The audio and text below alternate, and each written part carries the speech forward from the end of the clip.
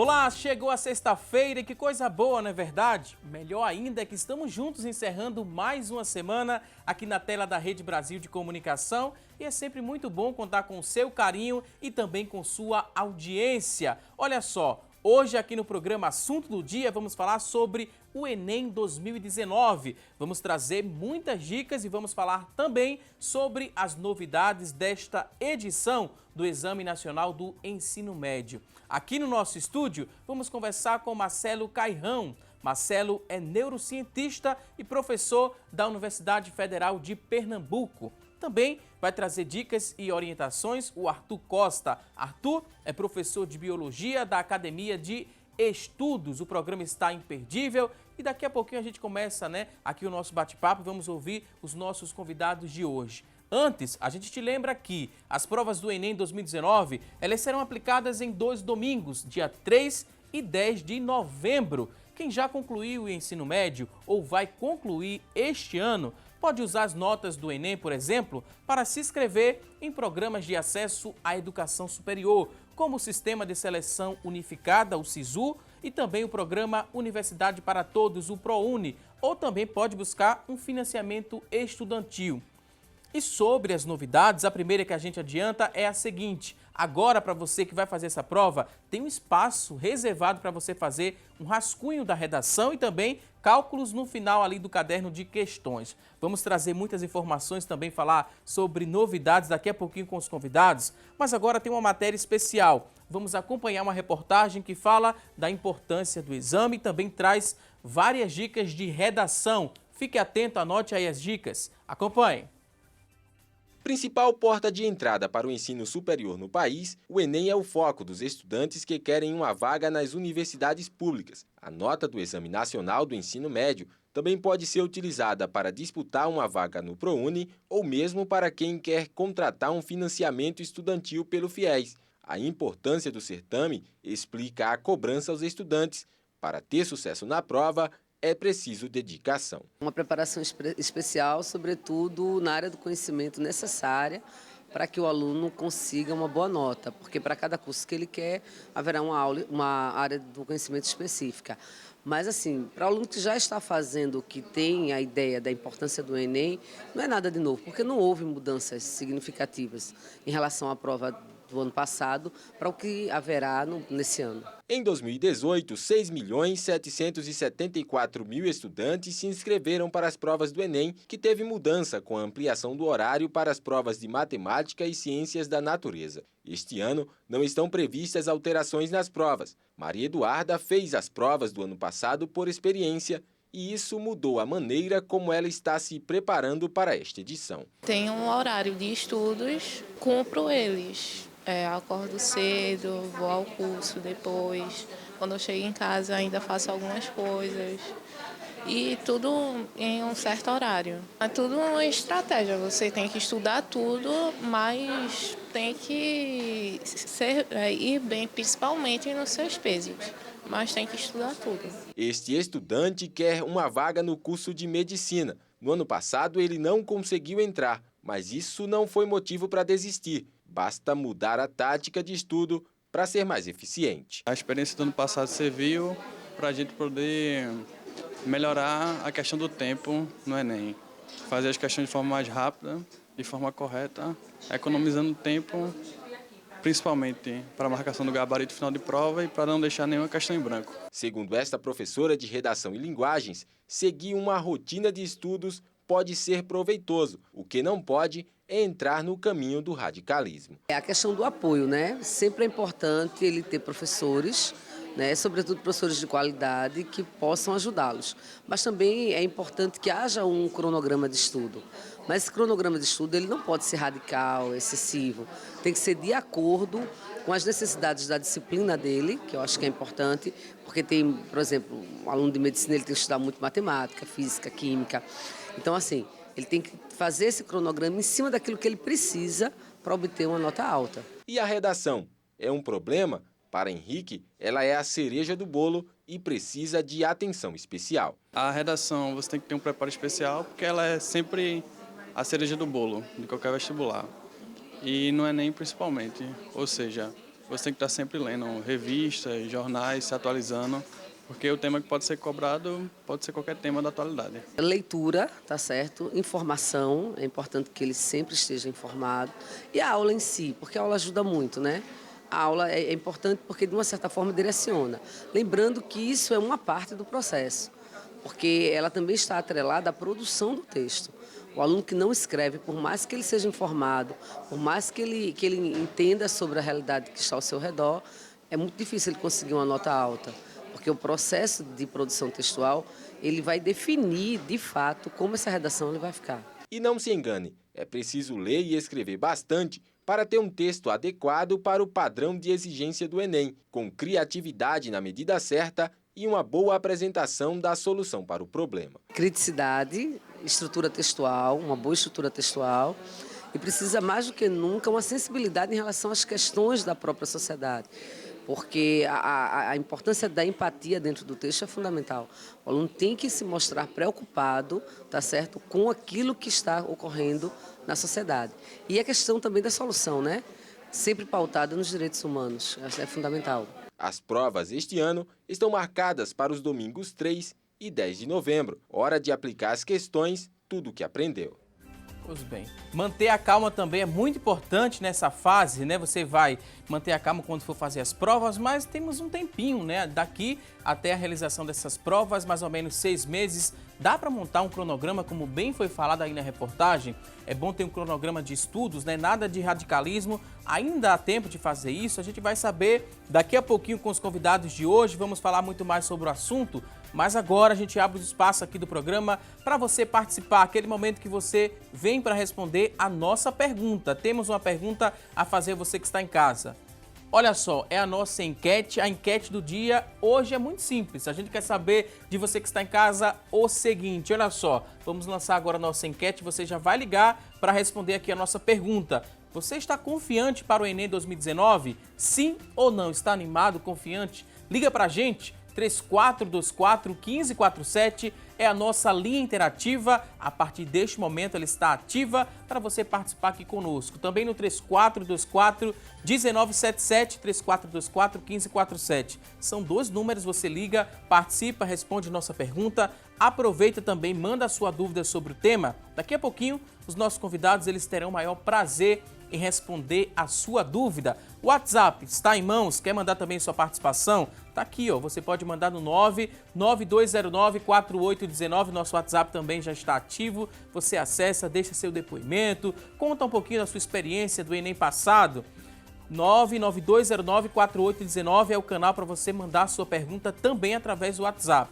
Se você tem acesso à internet, nossa fanpage está lá no facebook.com/assunto do dia. Lá você também participa interagindo, deixando pergunta, deixando depoimento, escrevendo uma frase. Essa frase pode passar aqui, ó, na nossa telinha no decorrer do nosso programa. Participa com a gente. É sempre um prazer receber cada mensagem, né, através do WhatsApp ou através da linha interativa e também da fanpage. E olha só, de acordo com o Instituto Nacional de Estudos e Pesquisas Educacionais, Anísio Teixeira, que é o INEP, 6,38 milhões de pessoas se inscreveram para o Enem 2019, isso mesmo, deste ano. E o número final de participantes confirmados será divulgado no próximo dia 28. Isso porque ontem se encerrou o prazo para o pagamento, né, da inscrição. O pagamento da inscrição do Enem 2019 encerrou ontem, no dia 28, a gente vai saber o número total de inscritos. Mas agora vamos saber muito mais sobre o Enem, sobre o que fazer para ter sucesso nesse exame que é tão importante. É um importante acesso à educação superior aqui no nosso país. Primeiro quero dar boas-vindas aqui aos nossos convidados. Quero dizer que é um prazer recebê-los aqui no nosso programa. Arthur Costa, ele que é professor de Biologia da Academia de Estudos. Seja muito bem-vindo aqui ao nosso programa, Arthur. Muito obrigado, eu que agradeço. Espero que a gente tenha momentos bastante proveitosos nesse bate-papo sobre o Enem. Também queria dar boas-vindas ao nosso segundo convidado, o Marcelo Cairrão, ele que é neurocientista e professor da Universidade Federal de Pernambuco. Seja muito bem-vindo, professor. Bom dia, eu que agradeço a oportunidade. Uma oportunidade para a gente acalmar um pouco também quem está nessa reta final, né, para fazer o Enem. Professor, temos 6 meses. Vimos na reportagem que é muito importante fazer um cronograma. Em 6 meses, é possível fazer esse cronograma e executá-lo com sucesso? Sim ou não, professor Arthur? Vamos lá. São de fato 6 meses. Agora, uma coisa importante que o estudante precisa compreender é que o Enem ele é um exame. O Enem ele vai fazer uma avaliação de toda a educação do estudante, desde a sua base, inclusive. Por exemplo, se engana quem acha que no Enem não existem questões que abordam assuntos lá da 5ª série ou 4º ano, como a gente chamava antigamente de 5ª série. Então são perguntados assuntos do ensino fundamental e são perguntados também assuntos do ensino médio. Isso dificulta um pouco para quem está tentando começar agora, mas com organização e com algum foco, como bem foi informado nas matérias, na matéria anterior, existem alguns assuntos que mais são abordados.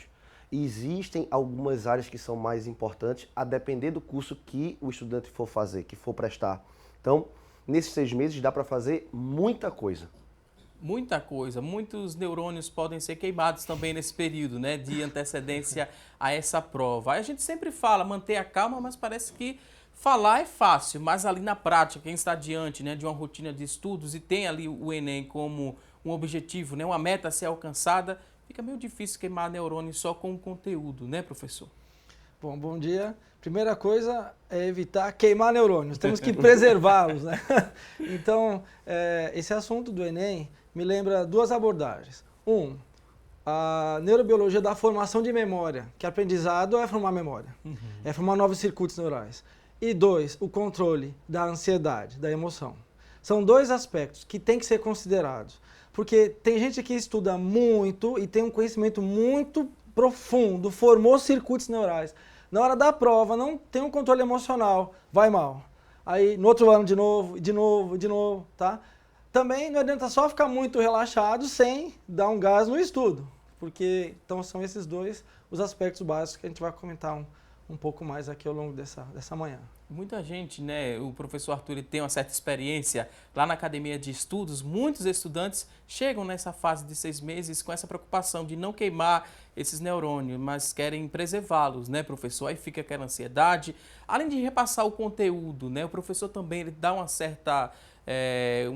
certo recado a esse estudante, um certo consolo, ou algumas orientações para ele? Como é que funciona? 6 meses, que momento é esse que a gente está vivendo para quem vai fazer o Enem? Chega bastante, com certeza. Nesse mês de maio acontece, e todos os anos acontece um fenômeno, chamo de fenômeno muito curioso. Por quê? Porque a grande maioria dos estudantes já começou a se preparar desde janeiro, desde fevereiro, então bate cansaço. Então tem um grupo grande que já está se sentindo cansaço. E quando ele olha para a prova, ele não consegue enxergar a prova tão perto ainda. Então ele se sente como se estivesse caminhando no deserto. Ele olha para trás, ele não percebe o quanto já andou.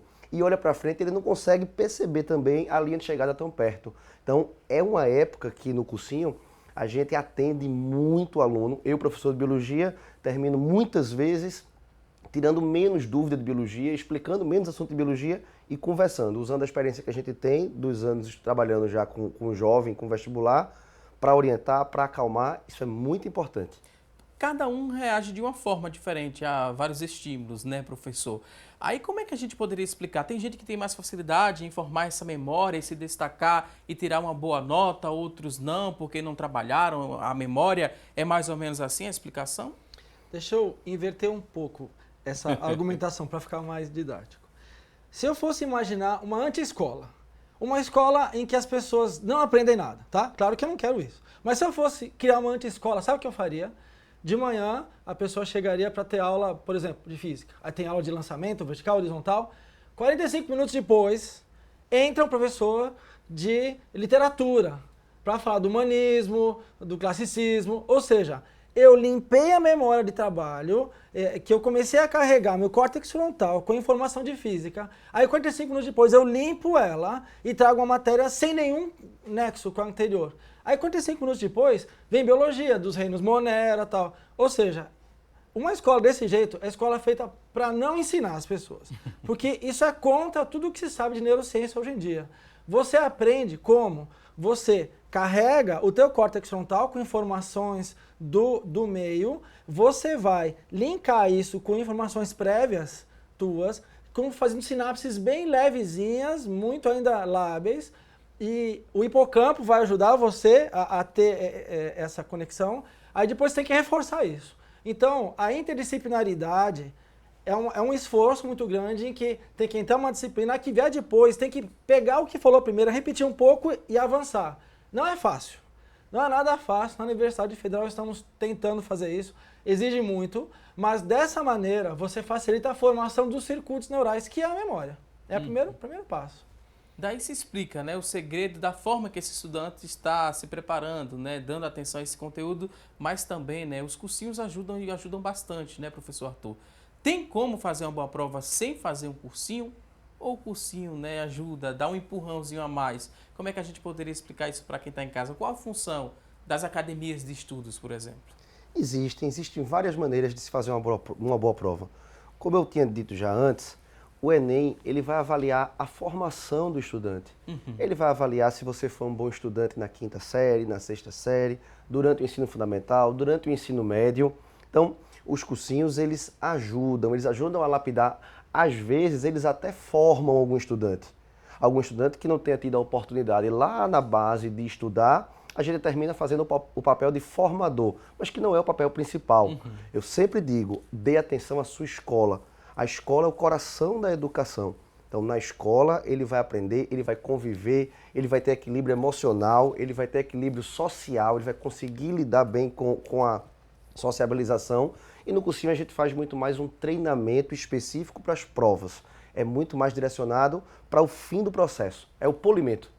Polimento desse aluno para ter sucesso. Eu digo, brincando, né, com o professor Arthur, que lá a Academia de Estudos é uma fábrica, né, de médicos. Geralmente os estudantes de medicina, né, futuros estudantes de medicina, eles procuram a academia por conta da referência. A gente sempre brinca, é uma fábrica de fazer médico. Quer fazer medicina, passa lá na Academia de Estudos. Aí voltando para o conteúdo, principalmente para o estudante que almeja ali o curso de medicina, né, professor Marcelo? Às vezes não se dá bem na primeira vez que faz essa prova. O que é que ele deve ter em mente, né? O que é que ele precisa saber para tentar um segundo momento, um segundo exame? Tudo que ele absorveu no ano anterior, ele apaga pela frustração de não ter passado na prova ou não fica ali armazenado na memória e quando ele faz aquela revisão no ano seguinte, ele começa a refrescar a mente e começa a clarear mais as ideias? Bom, vamos lá. Se ele formou memória, ela vai estar lá, não se apaga. Só se apaga em caso de doenças neurodegenerativas, Alzheimer, mas isso não é para esses meninos agora, né? E tomara que não seja para ninguém, mas infelizmente isso acontece. Então, apagar a memória não acontece.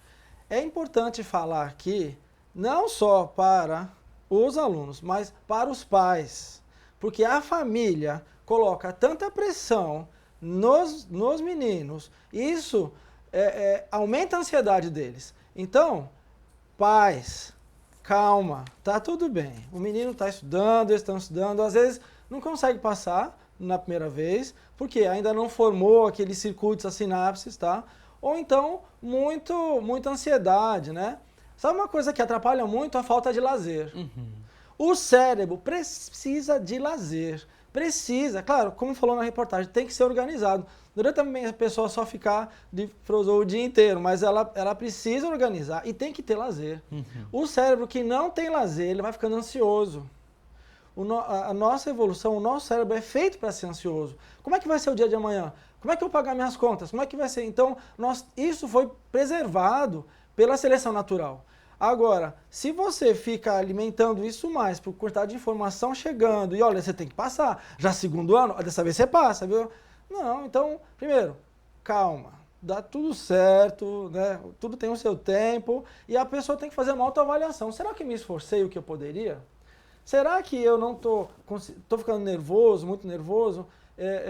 Só aproveitando aqui, na minha época não tinha Enem, viu, gente? Foi outro dia que eu prestei, na minha época não tinha Enem, e a história de água e alimentação antes da prova. Na hora que eu fiz o vestibular da FUVEST, lá para a USP, em São Paulo, tinha ao meu lado uma moça extremamente ansiosa, tremendo, ela estava com a água era bem gelada. Quando começou a prova, aí não tem como não olhar, eu sempre reparei o comportamento, eu gosto de comportamento, aí ela foi beber a água estava tão gelada, ela teve um choque e a água caiu na folha de jornal. Ei. Molhou toda a folha da menina. E, meu Deus, é aí que ela ficou mesmo. Ficou mais ansiosa, Eu pensei, mais agitada do que pobrezinha. tava. Não conheço, não sei que fim que deu, mas que ali eu pude ver ela tremendo. A Então, se falta ela do tivesse controle, né? Influencia muito. E às também. vezes atrapalha, né, professor? Às vezes até aquele lanche que se faz no momento da prova, se bebe muita água, aí tem que dar uma pausa ali para ir no sanitário, isso aí você já vai perdendo tempo. Quando o estudante ele é mais experiente, quanto mais otimizar esse tempo no momento da prova, para ele é melhor. Tempo é muito importante. Com certeza.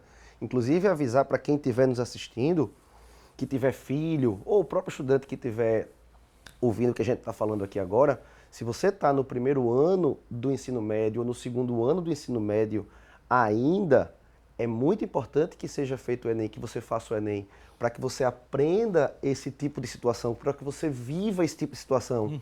E pense em um ano que você ainda não está pressionado pela escola, pela família, pelos pais, pelos irmãos. Às vezes tem um irmão mais velho que passou e o pai vai lá e diz: seu irmão já passou, quero ver você. Isso vai construindo dentro do aluno uma ansiedade, como o professor disse, vai construindo uma série de angústias dele que ele diz: eu preciso dar uma resposta à minha família que está colocando muita fé em mim. Então, eu digo sempre aos estudantes mais jovens que façam o Enem por experiência, para que ele viva esse tipo de situação, para que ele viva os estresses, ele conviva com o estresse dos outros estudantes e comece a pensar como eu reagiria numa situação dessa. E outra dica, né?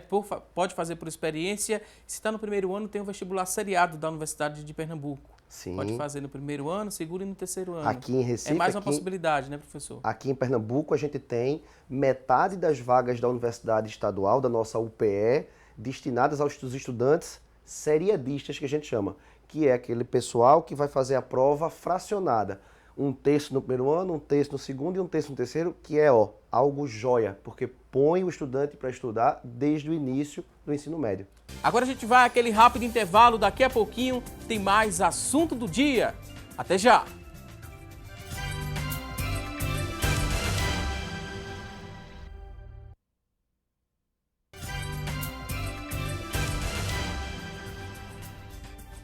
Hoje aqui no programa estamos falando sobre o Enem 2019. E a partir deste momento a Joyce Fernanda chega com as notícias da internet sobre o tema. Olá, Joyce! Olá, Valdson, uma ótima sexta-feira para você, uma ótima sexta-feira para você que está em casa. E a gente começa a notícia de hoje com o destaque do site O Globo, Enem depois dos 30 anos. Como estudar para o exame na fase adulta? Se você se encaixa nesse grupo, então fique atento. A matéria traz dicas bem importantes para quem parou de estudar há um tempo e está meio enferrujado. Então prepare a caneta e o papel para você não esquecer de nada. A primeira dica é sobre criar uma rotina com tarefas que são de sua responsabilidade. Reserve um tempo para tudo e para todos. Família, estudos, lazer, trabalho e por aí vai. A segunda é muito importante. Não se compare com as pessoas mais jovens. Entenda que cada um tem um processo diferente de aprendizagem. E olha que legal, a sua experiência de vida tende a te dar mais preparo emocional para enfrentar as provas, um dos fatores mais importantes assim para um bom rendimento. E por último, faça amizade com alunos mais novos. Essa proximidade pode ser muito benéfica para compartilhar conteúdos, tirar dúvidas e fazer com que você se sinta parte da sala de aula. Tá vendo? Eu já te dei o empurrãozinho que você precisava. Então, desde já, boa sorte! E aí, Valdson, eu volto com você, tá bom? Até a próxima e um ótimo dia mais uma vez. Mais uma vez, muito obrigada, Joyce Fernanda. Vamos seguir empurrando esses estudantes para a universidade. São os futuros profissionais aqui do nosso estado e também do nosso país. A Joyce trouxe dicas importantes, principalmente para quem se encaixa, né, naquele perfil que vai fazer o Enem na fase adulta, após os 30 anos. E ela falou que a experiência de vida, professor Marcelo, é muito importante para se ter um equilíbrio no momento da prova. A pessoa está mais segura, né? Já tem às vezes uma primeira formação, vai querer a segunda formação. Quais outros pontos a gente poderia destacar dessas vantagens em fazer o Enem na maturidade? Sim, eu concordo com a reportagem. Eu acho que a pessoa com já a idade adulta, ela tende a ter um maior controle emocional. Isso é algo a favor dela. Claro que o cérebro aprende, até o final da nossa vida ele aprende, ele consegue aprender. A velocidade de aprendizado é que muda, tá?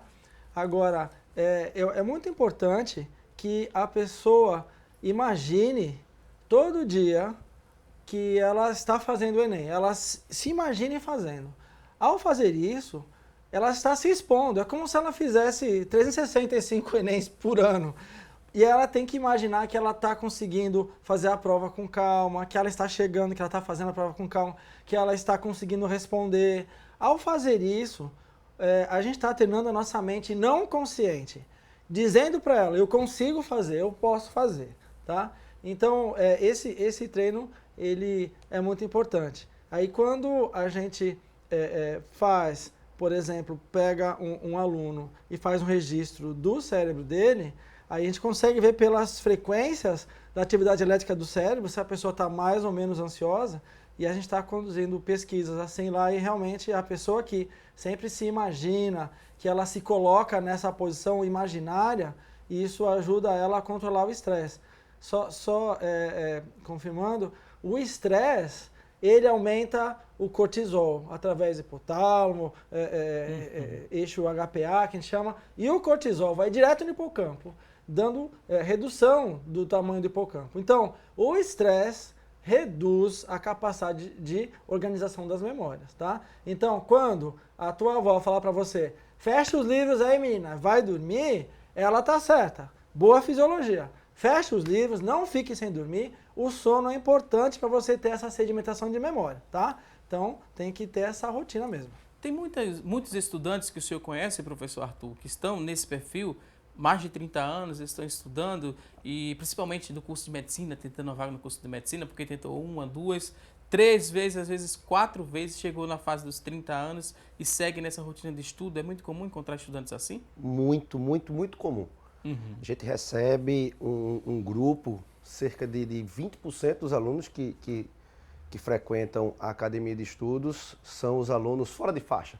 São os alunos não convencionais. Não é aquele estudante que terminou o colégio ano passado ou que está no colégio nesse período. Existe uma quantidade grande, que é aquele estudante que tem um perfil de me formei, entrei na universidade muito jovem, entrei aos 17, aos 18, não tomou a decisão lá atrás com muita convicção, até iniciou a carreira, mas se frustrou, não gostou, viu que não era, tem alguma decepção, e eles voltam para o cursinho e vão tentar novamente fazer o vestibular.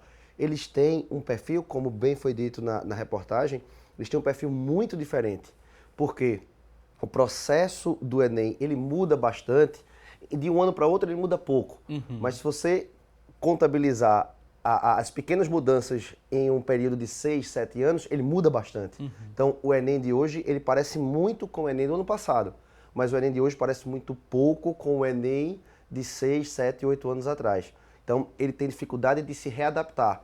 Mas eu sempre digo a esse perfil, a esse tipo de estudante, você tem a principal arma que o aluno muito jovem não tem, que é maturidade, que é esse autocontrole. Boa parte deles já passou pelo curso superior, já teve atuação profissional, já engoliu, já engoliu os sapos, alguns sapos da vida, que o jovem, o menino de 17 anos ainda não tem nem ideia. Isso ajuda bastante, por um lado, a esse perfil de aluno.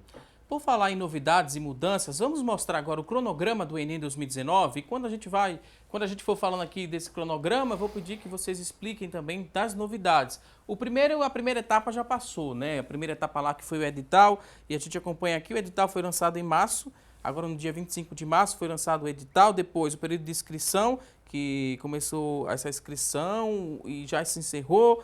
Inscrição de pagamento, né? O pagamento foi até ontem aqui no cronograma. Próximo passo é a confirmação do cartão, né? O cartão de confirmação, que a previsão é lá para outubro. Não tem data fechada ainda, mas a previsão é para o mês de outubro. Por que é importante, né? O estudante que vai aqui chegar nessa fase, ele precisa ficar atento ao quê? É importante destacar o quê, professor Arthur? Nesse momento do cartão de confirmação, é super interessante que alguns alunos ficam ansiosos, porque no sistema, quando ele acessa a página do INEP, do MEC, ele não vê ainda o nome dele lá como confirmado, o boleto não foi dado baixa, ele pagou, ele tem o comprovante na mão. Só que o excesso de ansiedade, ele diz, professor, eu acho que meu pai não pagou. Calma, demora um pouco essa confirmação. Depois que confirmar, até confirmar, não temos muito mais o que fazer, é estudar. até o dia da prova, primeiro final de semana de novembro, a gente vai ter a prova do Enem e até lá é estudar, se divertir. Eu sempre falo, professor, para os alunos que tente introduzir na sua rotina exercício físico. Sim, não é virar, muito aquele rato de academia que vai para academia 7 dias na semana, passa 3 horas. Mas 2 ou 3 vezes na semana, um exercício de 40 minutos, 1 hora, moderado. Ele não quer ser atleta. Isso ajuda bastante na formação da memória, da tranquilidade, enfim. É muito, muito, muito importante. E a preocupação também com a alimentação no decorrer, né, do ano, para ter uma vida de qualidade, para também ter um bom rendimento. Outra coisa que eu falo muito para os alunos é o seu sistema imune, os anticorpos que você vai utilizar em outubro, eles começam a ser construídos 1 mês, 2 meses, 5 meses antes. Então, a saúde que você vai precisar dela na hora da prova, no mês das provas, por exemplo, Valdson, lá em novembro, o estudante aqui de Pernambuco, ele tem 1 mês inteiro de provas em sequência. Ele tem 4 finais de semana em prova em sequência, um após o outro. Ele tem o primeiro dia do Enem, ele tem o segundo dia do Enem, ele tem o vestibular seriado da UPE, então ele passa 1 mês inteiro sob estresse. Então, é muito importante que a alimentação de agora é o que vai garantir a boa saúde dele lá no final do processo. No mês de novembro. Por falar em novembro, né? Essa próxima etapa, depois do cartão de confirmação, vem a etapa da prova em si, novembro, dia 3, onde terá a aplicação das provas de linguagens no primeiro dia, códigos e suas tecnologias, a redação, ciências humanas e suas tecnologias. Aí, além desse cuidado com o conteúdo que vai ser feito, né, da prova que vai ser feita no dia 3, o horário também é imprescindível que o estudante fique atento, porque tem novidade esse ano em relação ao horário, professor? A maior novidade que eu considero de 2019 é o horário do Enem, sobretudo para a gente aqui do Nordeste. Por quê? Até 2018, o estudante tinha que entrar na sala de aula, tinha que estar pronto na sala de aula às 12 horas, de meio-dia, por conta do horário de verão. O Sul, Sudeste tinha horário de verão e a gente seguia a rotina do Sul e Sudeste. Com o fim do horário de verão, nós, nordestinos, vamos fazer a prova às 13 horas. Isso parece pouco essa hora, mas essa horinha ela vai ser decisiva na alimentação. Pense, o aluno tinha que almoçar às 10 da manhã, de 11 da manhã, isso atrapalhava bastante. Se ele morasse longe era impossível, ele tinha que fazer um lanche. Agora, às 13 horas, tende a facilitar bastante. E um ponto importante é, depois que o aluno entra na sala de aula, por exemplo, agora, que vai ser às 13 horas, ele só dá início ao caderno de provas 30 minutos depois. Então, ele vai ficar 30 minutos paradinho, esperando a prova começar. Esses 30 minutos podem ser decisivos para ele. Ele chega de 1h da tarde, fica até... De 1h o portão fecha. Fecha, né? Isso. Ele tem que entrar antes de 1h da tarde. Ele tem que entrar de 12h30. 12h30, chega lá no local de prova, sentou, 30 minutos esperando. 1h30 da tarde é que essa prova vai começar. Isso. Aí 30 minutos, o que é que passa na cabeça de um estudante durante 30 minutos, né? Fica aquela expectativa, como será a prova, né? Será que ela vai gostar de mim, eu vou gostar dela? Tem uma paquera, né, a princípio, sem ver. Quando chega essa prova, aí que chega a realidade em si. Mas 30 minutos. Eu preciso fazer o quê para me manter calmo? Tenho que pensar em quê antes dessa prova, professor? É difícil. Esses 30 minutos, eles devem ser fundamentais para aqueles que vão conseguir sair bem e em relação aos que não vão. Por quê? Concordo com o professor Arthur, ele está corretíssimo. Primeiro, reforçando, atividade física. É muito importante que a pessoa tenha praticado até lá. Segundo, meditação e respiração. A respiração, o controle da respiração é muito importante para você controlar a sua ansiedade. Porque a respiração é algo meio que mágico. Porque ela é controlada por centros novos do encéfalo, então eu posso regular minha respiração à minha vontade, é controle voluntário, mas durante a noite, quando o meu cérebro está na atividade dele do sono, eu continuo respirando, ainda bem, porque é controlado por regiões mais antigas do tronco cefálico. Então, há uma possibilidade do novo com o antigo. Então, ao focar nessa meia hora, minha sugestão, não pense em nada de assunto, tudo que era para você estudar, todos os circuitos neurais, você já formou ou não formou e não vai dar tempo de formar meia hora. Relaxe, pense em respiração, faça a respiração diafragmática, fique só respirando, só pense na respiração, tá? O resto vai passar a hora que você vai nem ver. Nada de descontar a ansiedade no chocolate antes da prova, né? Pode ser prejudicial, né, professor? Então, Pode ter um desarranjo aí. Comidas muito gordurosas, energéticas, chocolate é algo muito bom, né? Mas recomende-se que no dia da prova, que a pessoa faça uma alimentação mais frugal, mais leve, não vai, né, comer aquela feijoada, né, que vai demandar muito sangue para digerir. Porque o nosso organismo digere o alimento conforme as propriedades dele. Não é a mesma coisa comer uma comidinha mais leve e uma comidinha mais pesada. Então, não carregar em gordura, porque exige muito. Você vai colocar sangue no trato gastrointestinal, você quer sangue no cérebro. Tá? Então, tentar fazer a alimentação leve, levar uma barrinha de cereal, levar água também, né? Mas assim, leve, tudo leve, para você aguentar essa maratona. Aqui ficar 4, 5 horas lá é uma maratona. Você ficar sentado, focado, né? Não é fácil, exige muito preparo. É uma maratona mesmo, precisa ler bastante, né? Que as questões elas são muito de interpretação. No dia 10 em específico, professor Arthur, vai ter a aplicação das provas de ciências da natureza e suas tecnologias, matemática e suas tecnologias. É um dia que dá mais medo a esse estudante ou depende do peso, né? Do curso que ele vai fazer e o peso que ele quer para essa nota?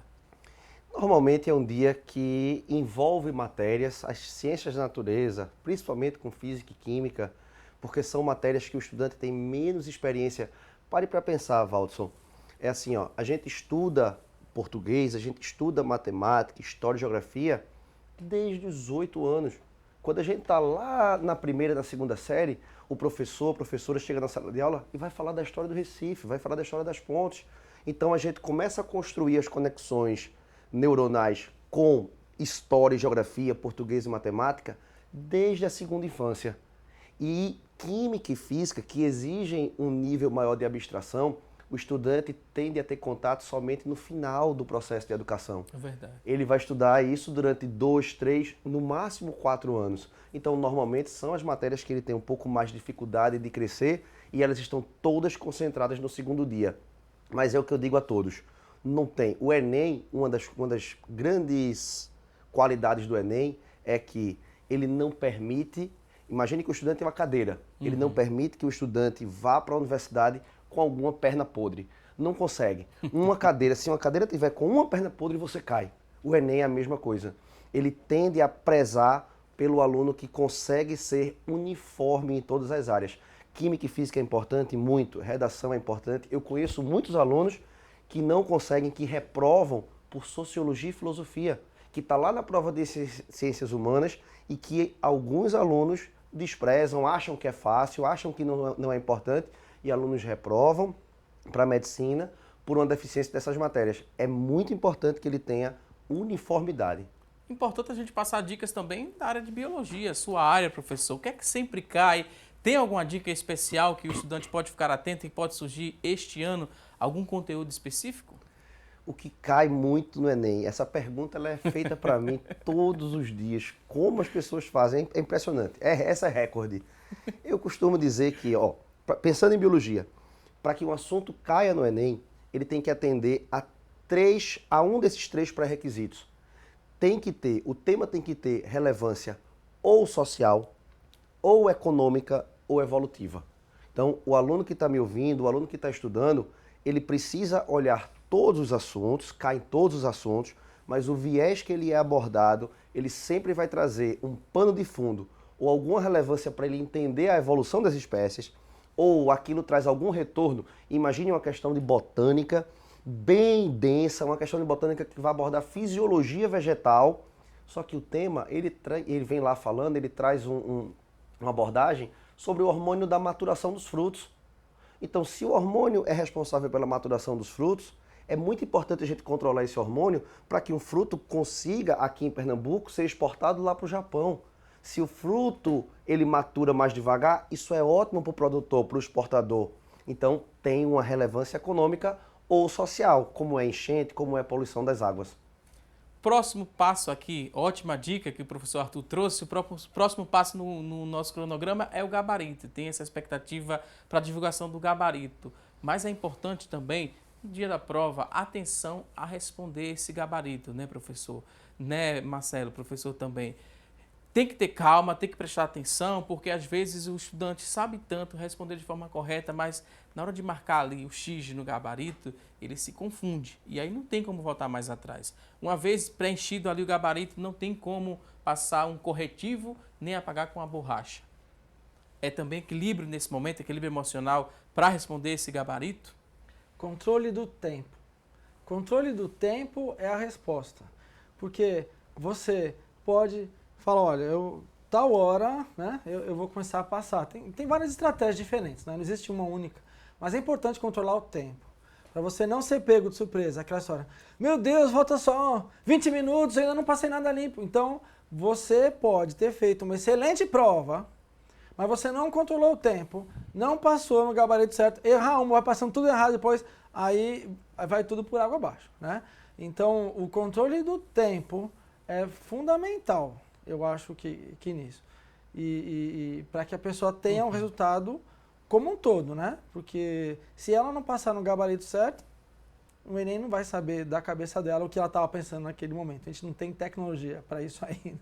Mas o controle do tempo é fundamental. E para encerrar essa questão de provas ainda, a novidade que eu falei no começo do programa é aquele rascunho, tanto para a redação quanto para os cálculos.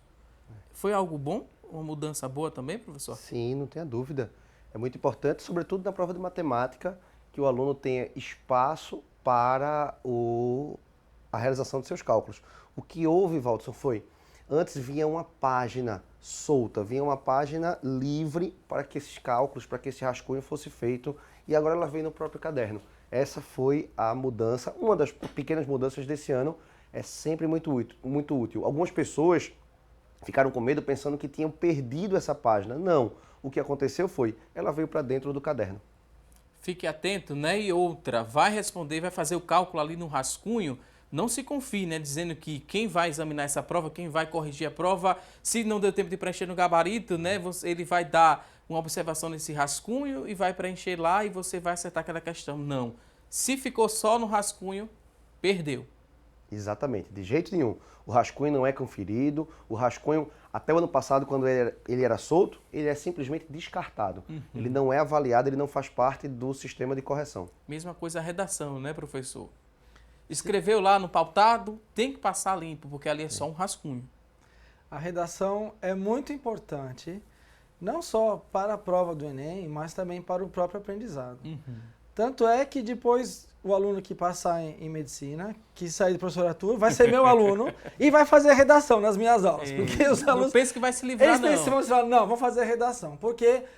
um texto é, na verdade, uma grafia de ativação muscular que veio da medula espinal, que veio do cérebro de um pensamento que era só sinapse, tá? Então, a redação é muito importante que a pessoa faça, né? E a cada aula minha que eu dou, eu peço uma redação, a pessoa vai organizando o pensamento dela.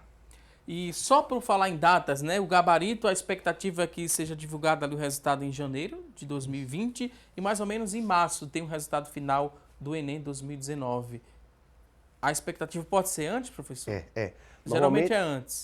O que acontece em janeiro vai ser divulgado, historicamente aconteceu assim, em janeiro o MEC ele divulga a pontuação de cada aluno, a gente chama de score, são as notas que o estudante sabe bem, que ele não tira 7, não tira 8, ele tira um score, 740, 810, 690, ele tira esse score. Ele vai divulgar de cada uma das 5 áreas e uma semana depois dessa divulgação começa a famosa Semana do Sisu. Essa aí merece um programa só para ela. A gente vai fazer. É a Semana do Sisu. É a semana que o MEC atrai todos os estudantes para o site do MEC, eles se inscrevem, põem lá a sua nota e é um jogo. É como se fosse um jogo. O estudante passa uma semana testando, ele põe a nota dele para um curso numa determinada universidade e à medida que ele vai saindo da vaga, à medida que ele vai caindo fora do grupo que vai ser aprovado, ele mesmo remaneja. Ele tira a nota dele dali e põe em outra universidade. É um jogo emocionante, inclusive. Eita, tem que ter, se é um jogo emocionante, tem que ter muito controle também para não fazer nada de errado, né, professor Marcelo? Não agir por impulso. E inclusive agora o controle emocional faz parte do currículo comum, né? Da norma do currículo comum. Então, da BNCC. É BNCC. Isso. Por que isso foi incluído? Porque se a pessoa não conseguir controlar suas emoções, ela vai ter problemas, não importa a área que ela for, não é só para medicina, não, para engenharia, qualquer que seja a área, tá? Porque as emoções, elas são a principal motivação da gente agir, né?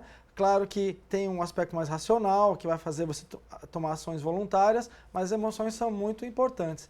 É por isso que a gente está começando um projeto de neuroescola lá na UFPE, né, inicialmente com a parceria com a prefeitura. Como que seria uma escola perfeita do ponto de vista da neurociência? Para a gente facilitar o aprendizado, etc. Então, só lembrando as pessoas que o Enem não é só em novembro. O Enem é todo dia. Então, todo dia você tem que estudar um pouquinho para você ir aprendendo, formando essas sinapses aí, tá? Não deixar para a última hora e dormir bem, se alimentar bem, para que o teu organismo esteja bem, fazer atividade física, isso tudo que a gente comentou aqui é muito importante. E fazer aquelas pausas também, né? Para respirar, para beber uma água, é o que a gente vai fazer agora. Vou pedir licença aqui aos convidados, a gente vai a um rápido intervalo, daqui a pouquinho tem mais assunto do dia.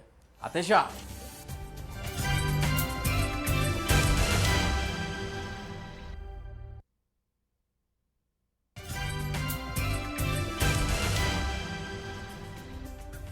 A gente volta a falar sobre o Enem 2019. O INEP ele criou uma comissão para fazer uma leitura transversal das questões que compõem o Banco Nacional de Itens do Exame Nacional do Ensino Médio. E o objetivo, segundo o INEP, é verificar a sua pertinência com a realidade social. Isso mesmo, verificar pertinência com a realidade social. O resultado do trabalho ele não será divulgado e a comissão, a gente lembra que foi criada a pedido do presidente Jair Bolsonaro. Será que isso pode alterar também os conteúdos que vêm nessa prova? Pode, não pode? O candidato deve se preocupar a essa comissão que foi criada ou não? Ele deve seguir a rotina de estudos, professor?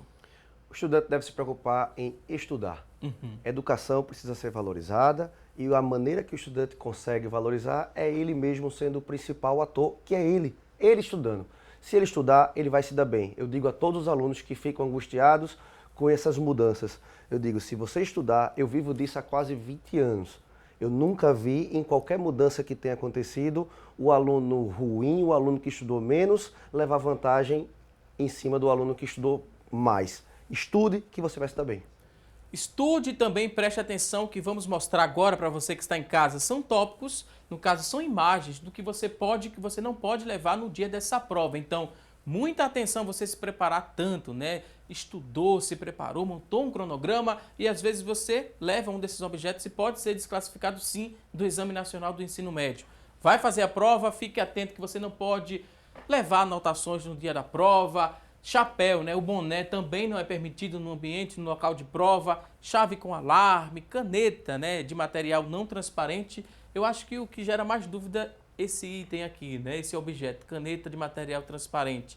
A cor também da caneta, a cor dessa tinta, é levada em consideração, professor? Com certeza. A caneta precisa ser de bojo transparente e preta. É essencial. Se ele marcar o gabarito com outra cor, ele é automaticamente desclassificado. Um ponto importante, um item importante que tem nessa imagem, Valdson, é o aparelho eletrônico. Sim, dispositivos eletrônicos. Exatamente. E o principal dispositivo eletrônico que a gente utiliza hoje Smartphone. É o smartphone, é o celular.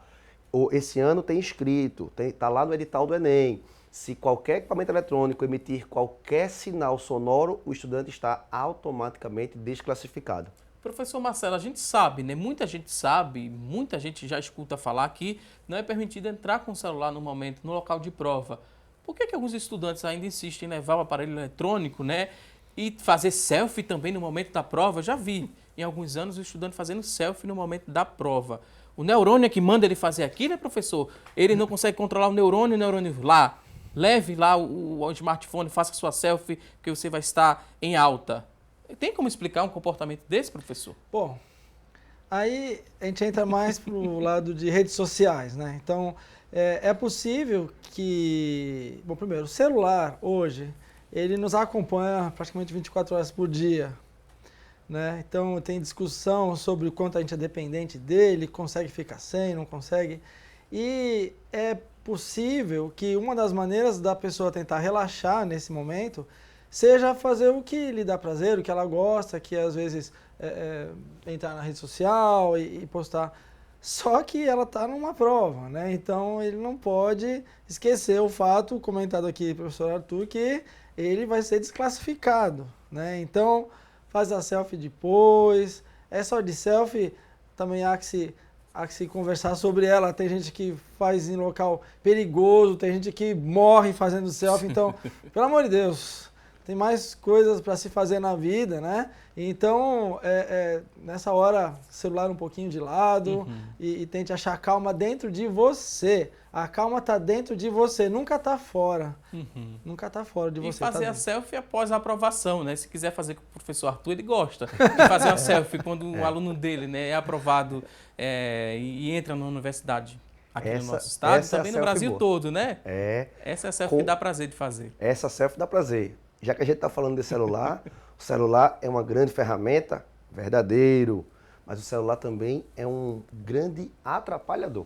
É um dos principais meios, uma das principais formas de se desvirtuar, de se perder o foco. O aluno fica na ansiedade, a rede social ela gera ansiedade.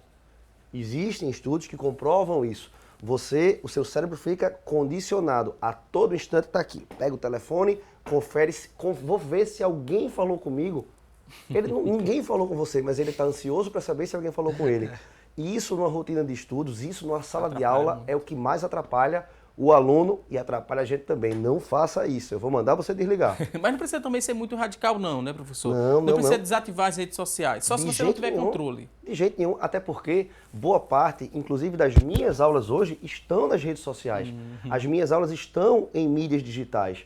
É uma ferramenta muito útil. O problema é o mau uso dela.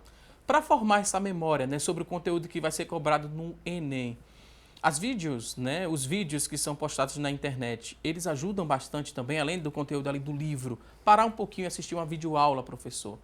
É um ponto positivo? O nosso cérebro parece que assimila melhor o conteúdo? Veja, a internet ela tem muita coisa boa e muita coisa não boa, né? Então, seria ingênuo da minha parte dizer, assista qualquer videoaula, tudo vai ser bom.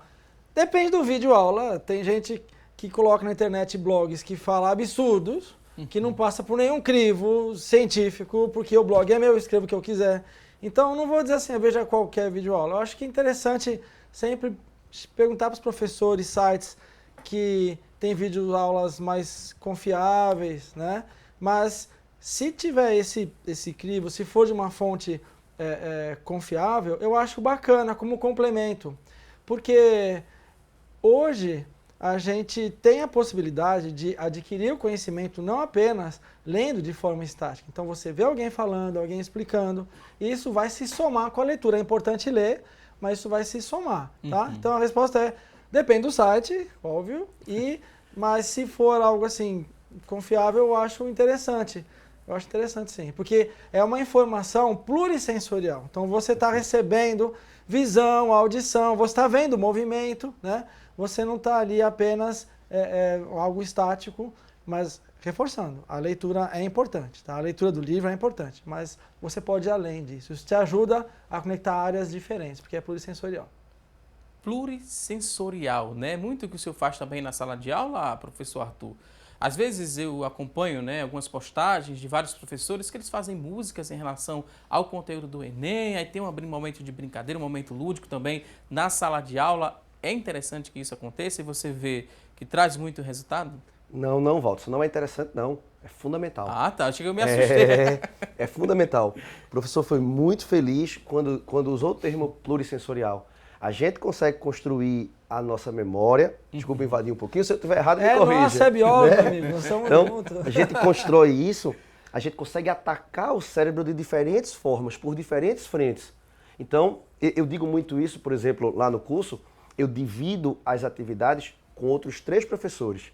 Então, existe um mais velho, um mais novo, uma é uma mulher, a outra é uma mulher mais velha. São diferentes maneiras, são diferentes linguagens para que a gente consiga o mesmo objetivo. Para alguns alunos, a minha voz, ela é aveludada, ela é incrível. Para outros, ela é irritante. Para outros, eu sou insuportável. Então, ter várias frentes de ataque para o nosso cérebro é essencial. Não é importante, é essencial. E isso inclui mídia digital, isso inclui música, isso inclui rima, isso inclui muito livro. Não adianta só estar ouvindo musiquinha, não adianta estar só ouvindo videoaula, é livro. Você vai conseguir as suas informações, o seu conhecimento nos livros. É muito importante, né, ter a visão daquele conteúdo por vários profissionais, porque eu lembro de uma experiência própria, física. Nunca foi aveludada a voz de professor de física para mim na sala de aula. Até hoje, se perguntar algumas coisas de física, né, eu vou enrolar e não vou chegar à resposta correta. É uma memória que a gente poderia dizer, uma memória afetiva também?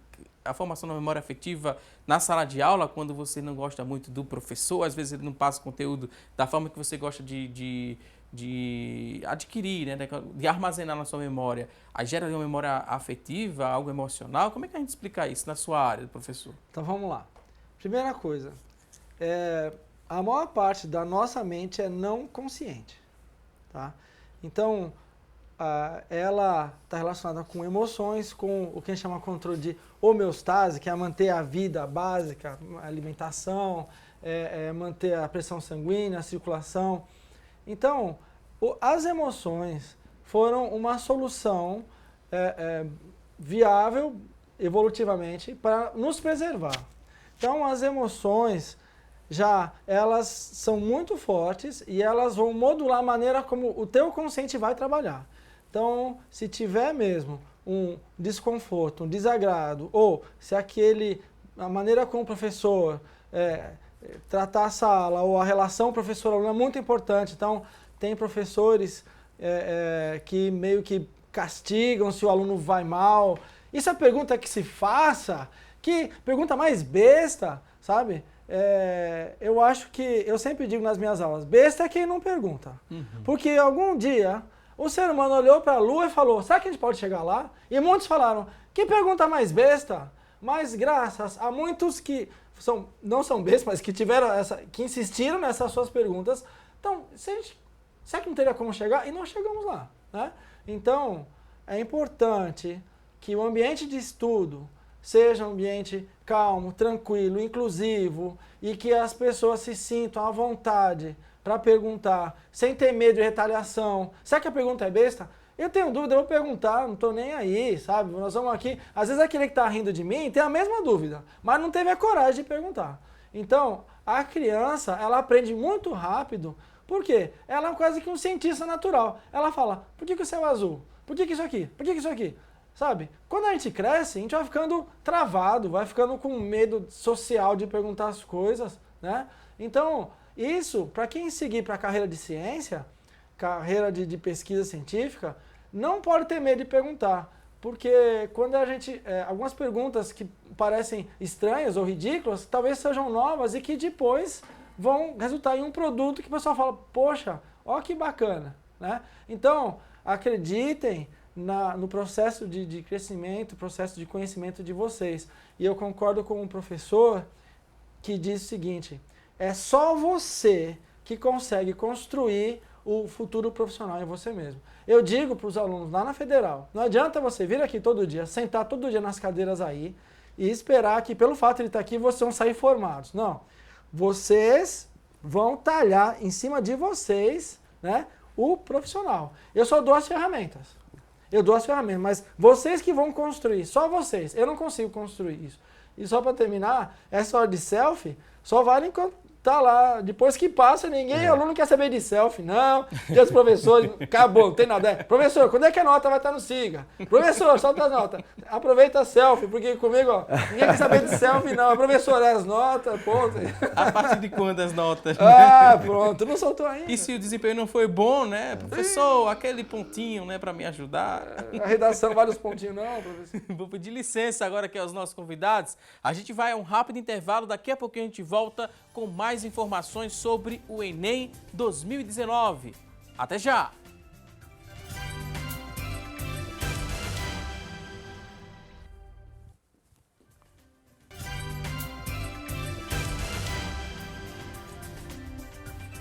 Voltamos com mais assunto do dia aqui na tela da Rede Brasil de Comunicação. A partir deste momento, vamos conferir juntos as oportunidades de emprego disponíveis para hoje.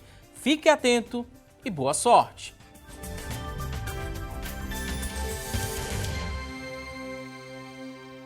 Fique muito atento às oportunidades que vamos conferir a partir deste momento. Você que está em busca dessa recolocação no mercado de trabalho, olha só. 5 vagas para auxiliar de limpeza, 5 oportunidades, exigência que você tenha ensino médio completo, 6 meses de experiência, salário é de R$ 998. São 5 vagas para auxiliar de limpeza. Vamos a mais oportunidades de trabalho, olha só. 10 vagas para instalador de equipamentos de comunicação, são 10 oportunidades. Ensino médio completo é a exigência, experiência também exigida de 6 meses, R$ 1.038 é o salário. 10 vagas para instalador de equipamentos de comunicação. Vamos a mais oportunidades de trabalho. Olha só, agora 2 vagas para gerente de loja e supermercado. São 2 vagas. Ensino médio completo é a exigência. Experiência de 6 meses, R$ 1.200 é o salário. E você que está em casa, ficou interessado por uma dessas oportunidades? Você pode entrar em contato com o Sistema Público de Emprego, Trabalho e Renda através do telefone 3355-2900, 3355-2900, e a gente lembra que o Sistema Público de Emprego, ele fica localizado na Avenida Rio Branco, no número 155. Avenida Rio Branco, número 155, você anotou aí as informações, desejo a você boa sorte nessa busca por uma recolocação no mercado de trabalho. A gente segue aqui com mais informações sobre o Enem 2019. Temos algumas participações no nosso WhatsApp, 992094819. Você ainda pode mandar a sua pergunta. Você escreve aí sua dúvida e a gente repassa aqui para os nossos convidados nesse último bloco do programa. A gente não falou em um ponto muito interessante. Falamos no Enem, que é uma principal forma de acessar a universidade pública aqui do nosso país. Falou também do SISU, né, que ele vai se inscrever para procurar uma vaga que se encaixa ali na nota que ele teve. Essa possibilidade, né, isso pode contribuir para algo negativo, como a evasão na universidade? Entrei porque dava para entrar naquele curso, professor Arthur, mas não era o que eu queria. Aí vou entrar, ocupar a vaga de quem queria o curso e aí gera um probleminha, não é verdade? Ou um problemão? Problemão, porque é um problema de vida. Então, eu consigo perceber no processo, eu estou acompanhando o aluno na transição para a universidade. Então, o que acontece? É um conjunto de coisas que a gente já falou de várias delas aqui hoje. O estudante faz o Enem, depois que ele faz o Enem, ele tem o resultado dele, ele tem a nota dele, e em janeiro, depois que a nota sai, é que ele vai decidir o curso. Aí um estudante ele quer fazer medicina e não tem nota suficiente para medicina. Aí ele pega essa nota e põe para o curso de odontologia. Por que esse estudante faz isso? Pressão, muitas vezes, familiar. Ele quer dar uma resposta em casa. Ele quer dizer aos pais, olha aí, pai, passei, não foi em vão o dinheiro, o tempo, a energia que eu despendi não foi em vão. E ele ocupa a vaga do estudante de odontologia. O de odontologia não tem nota mais para conseguir, ele ocupa o curso de nutrição. O de nutrição ocupa o de biologia ocupa o do professor lá da licenciatura. E assim a gente tem um efeito cascata de um grupo de estudantes que não está satisfeito com aquele curso que estava fazendo. E isso, invariavelmente, termina resultando lá na Universidade Federal em grande parte de vagas ociosas, feito é o que tem. O professor pode falar bem disso, que vê isso na prática lá acontecendo. No curso de medicina, a evasão é menor? Quase não tem. Quase não tem, né, professor? Quase não tem. A medicina é um dos cursos que quase nunca tem vaga. E no caso, tem um ranking assim dos mais, onde tem mais casos de evasão? Eu não sei dizer, eu não sou a pessoa... Existe. Mas tem muitos. Tem muito, na área tem de muito. Saúde é mais difícil, né? Na área de saúde, em medicina é mais difícil. O que tem acontecido em medicina aqui em Pernambuco Pernambuco é polo médico. Como Pernambuco é polo médico, ele atrai muitos estudantes de fora. Então, a evasão, é verdade que é pequena, mas a pouca evasão que existe quando tem aqui em medicina é o estudante de São Paulo, é o estudante de Minas Gerais, é o estudante do Maranhão, que era um estudante brilhante, e que tem um tio ou o pai é de origem pernambucana, ele vem para cá tentar fazer, só que ele vem sem a família. Esse estudante de 17, de 18, 19 anos, estudando, fazendo um curso que é pesado, um curso integral, ele tem manhã e tarde, um curso que é exigente, convivendo com uma universidade que é um universo diferente. O próprio nome dela é um universo diferente. Ele muitas vezes não tem equilíbrio emocional para lidar com essa série de mudanças. E hoje uma coisa muito importante é a quantidade de estudantes da Universidade Federal em depressão, sobretudo no curso médico, é imensa, imensa. Aí isso termina gerando alguma evasão. É bem pequenininha, mas é maior do que houve em outros anos. O perfil do aluno que deixa essa vaga é o estudante de outros estados que não aguenta a pressão e pede para voltar. Pede para sair. Pede para sair. Tem muitas pessoas participando no WhatsApp, vamos começar a repassar essas perguntas, vocês fiquem atentos, né, porque vamos responder agora aqui. A pergunta é do Tiago Policarpo, ele está participando aqui através do nosso WhatsApp, ele queria deixar uma opinião. Primeiro ele dá um texto introdutório, mas como o tempo é corrido, eu vou trazer já a opinião dele. Ele acha que deveria existir um mecanismo que desse fácil acesso ao ensino superior, principalmente para as classes mais baixas, né? Essas classes mais baixas, e classe média também. Ele disse que entrou na faculdade, na época não precisou fazer o Enem, mas acha o Enem uma saída para melhorar o cenário da educação aqui no país e, consequentemente, diminuir a desigualdade social no nosso Brasil. O que é que vocês poderiam falar sobre essa opinião do Tiago Policarpo? Vocês concordam também? É um bom instrumento o Enem para dar um acesso ao ensino superior? Veja, não é o único, né? Historicamente não foi sempre o único, tiveram sempre alguns outros instrumentos. Eu acho que algum tipo de peneira para você entrar no ensino superior é saudável, para que você, de certa forma, dê acesso aos alunos que já estão preparados. Então, o que é ruim é se o número de vagas é muito pequeno, descabido perto do número de candidatos, isso mostra alguma incongruência no sistema. Mas algum tipo de peneira para você pensar, eu tenho que estudar para eu conseguir entrar lá, vou me preparar, porque não é só fazer a faculdade, eu vou estar se formando um futuro profissional. Então, eu acho bacana que tem algum tipo de peneira, mas que tem que ser uma coisa, sabe, um sistema que leve em conta a necessidade do país, o número de vagas, né? Acho que tudo isso tem que ser equacionado, mas eu não sei se seria bom a pessoa já ter direto no ensino médio, já entrar na faculdade direto sem nenhum tipo de crivo, de preparo. Não sei, acho que não seria bom não. Sua opinião agora, professor Arthur? Concordo, até porque quando o estudante ele entra na universidade, imagine um estudante que vai cursar engenharia. É fundamental que ele tenha uma formação, uma base em matemática. Como é que ele vai cumprir, como é que ele vai conseguir acompanhar as cadeiras de cálculo, de física 1, de química na universidade? Eu sempre digo aos meus alunos, na universidade, quando você começa lá, o primeiro período é o início da sua vida profissional. Ele acha que ele é estudante ali, eu não olho ele mais como estudante, eu vejo ele como um profissional em formação.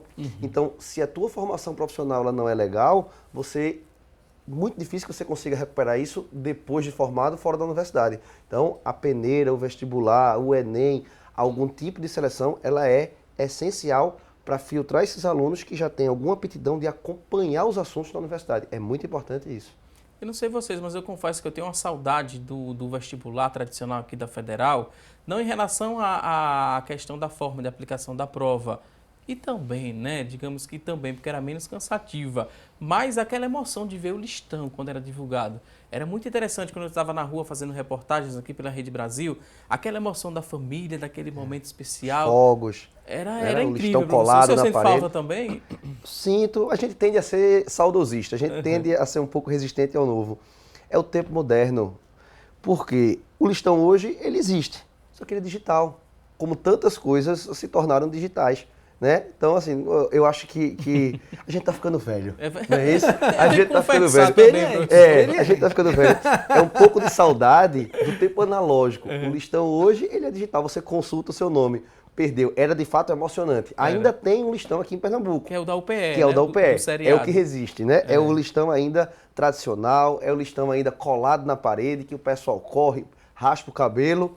Mas os demais acabaram, é tudo digital, na palma da mão, no smartphone. Vamos deixar o saudosismo, né, de lado. Vou à próxima pergunta. Temos aqui, até enrolei a língua agora para falar, da saudade que foi. Carlos Henrique, ele ligou para a gente. Ele mora lá em Olinda e ele deixou a seguinte pergunta. Para quem tem dificuldade de interpretar diferentes informações, textos, gráficos, imagens, tabelas e algumas tirinhas que aparecem, né, nessa prova, qual o recado? Treino. Para ficar bom, para você ser um bom resolvedor, para ficar bom resolvedor de provas, de questões, você precisa treinar. Ele falou de gráficos, tirinhas, tabelas. Texto. Cada tipo de informação dessa atinge uma região do cérebro da gente diferente. Então, quanto mais você exercitar as conexões neurais, o professor vai explicar isso bem melhor do que eu agora, mas são diferentes maneiras. O Enem chama isso de habilidades. São as habilidades e competências do Enem. Você ter muitas habilidades, você tem uma nota boa. Ter muitas habilidades é conseguir interpretar informações de diferentes maneiras.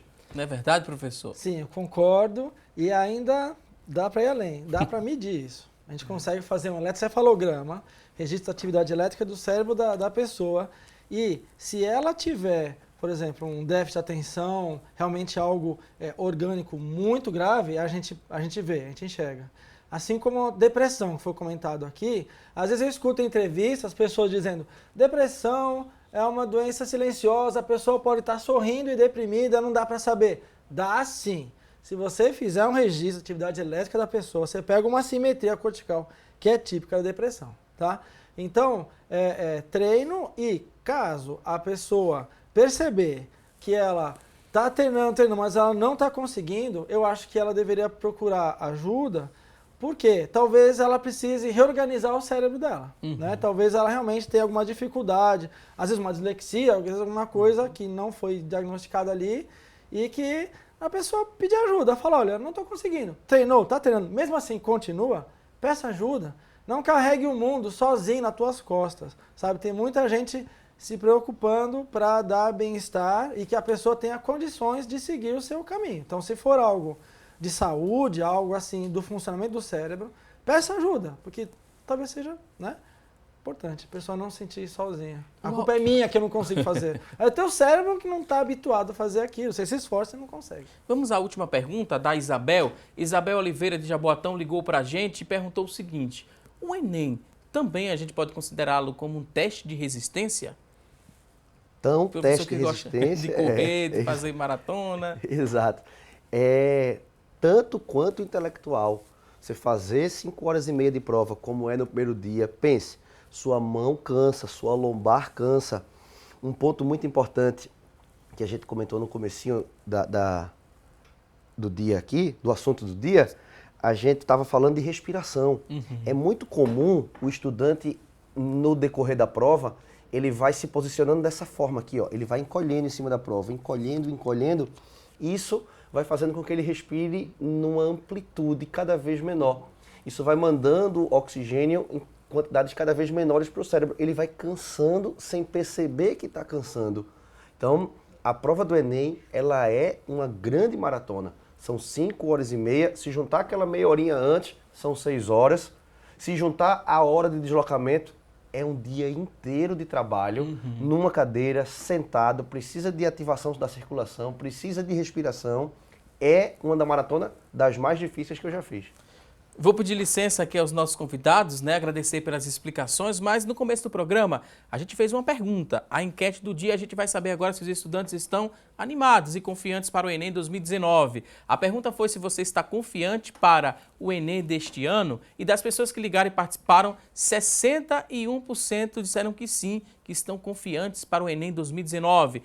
39% disseram que não ou que ainda não. Pode chegar a confiança, né? Quando você for praticando mais aí as atividades, as questões, vai chegar essa confiança e você vai ser bem sucedido e vai fazer uma boa prova lá em novembro.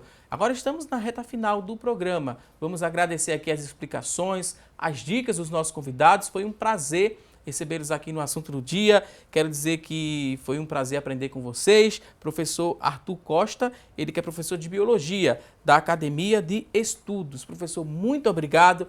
Agora o espaço fica aberto para aquela última consideração. Aquele último recado são as considerações finais. Fique à vontade, professor Arthur.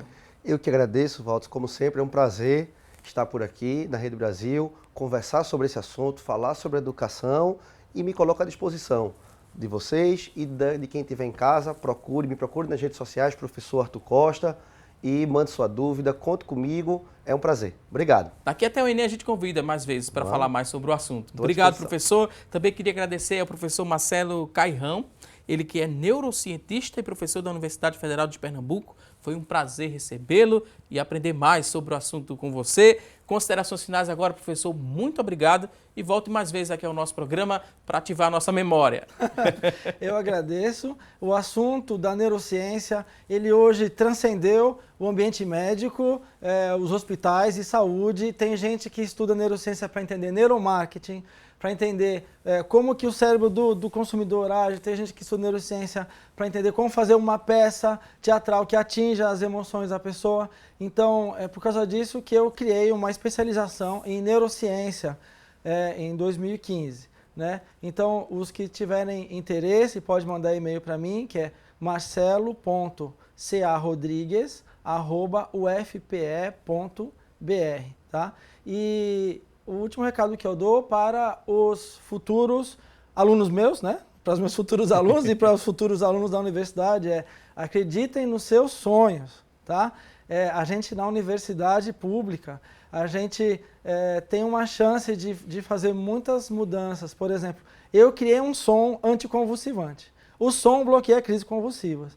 Isso porque tem uma equipe que me ajuda, meus alunos, e a gente está aqui para servir à sociedade, tá? Então, a universidade pública está aqui para trazer soluções. Então, aqueles que tiverem pessoas que são epiléticos e que já estão tomando 3, 4 medicamentos, os médicos já não sabem mais o que fazer, venha até o nosso laboratório, a gente tem uma pesquisa em andamento para confirmar isso, tá? Também sobre ansiedade, depressão, a neurociência a serviço das pessoas, tá? Muito obrigado. Mais uma vez, muito obrigado aqui aos nossos convidados. Quero dizer que eu já ativei aqui meu cérebro para o fim de semana, para o descanso. Vocês também estão nesse clima também? Voltem mais vezes aqui ao nosso programa. Você que está em casa, obrigado pelo seu carinho e também por sua audiência. Não se esqueça, teremos um novo encontro na próxima segunda-feira, ao vivo, a partir das 9h30 da manhã. A você, um excelente fim de semana, um forte abraço e até segunda, se Deus quiser. Até lá!